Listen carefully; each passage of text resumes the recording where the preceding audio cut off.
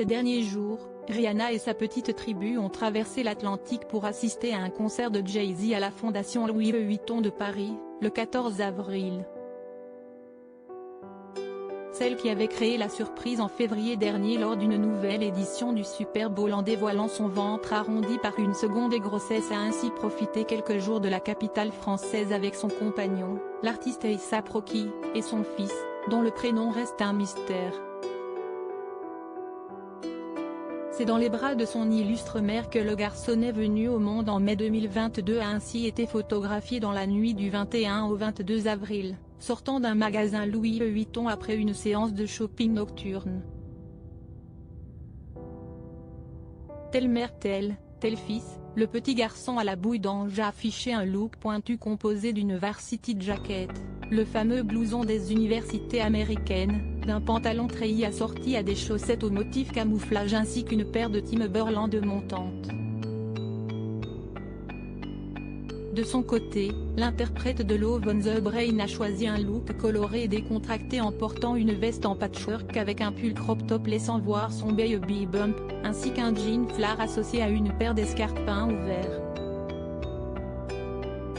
La veille, Rihanna et sa tête blonde ont été photographiées une première fois à la sortie du restaurant César.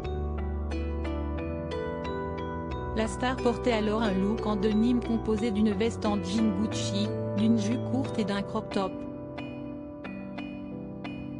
Pour accessoiriser le tout, elle a choisi de miser sur un collier en diamant de la marque Messika ainsi que sur des cuissardes cloutées. Son fils était, quant à lui, vêtu d'une veste vert pomme signée Fendi, d'un jean brut et de petites bottes en caoutchouc. Adorable. Supérieure à Rihanna enflamme la mi-temps du Super Bowl 2023. Rihanna cache sur la maternité. Si Rihanna s'est affichée plusieurs fois avec son petit garçon dans les bras, la chanteuse de 35 ans est davantage pudique quand il s'agit d'évoquer verbalement les siens.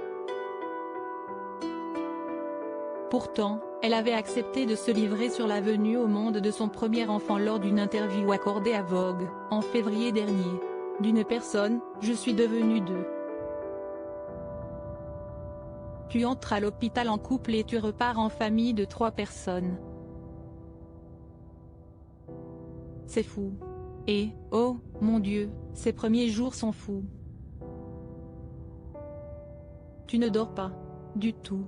Avec émotion, elle s'était alors confiée sur ses angoisses et sur les responsabilités engendrées par son nouveau rôle de maman. Tu deviens tellement paranoïaque. Parce que tu te dis, ils nous ont fait confiance pour rentrer à la maison avec ce bébé, cette nouvelle vie, juste nous, pas de médecin, pas d'infirmière, on va juste rentrer à la maison. Article écrit en collaboration avec 6 médias Crédit Photo, Pierre Perrusso.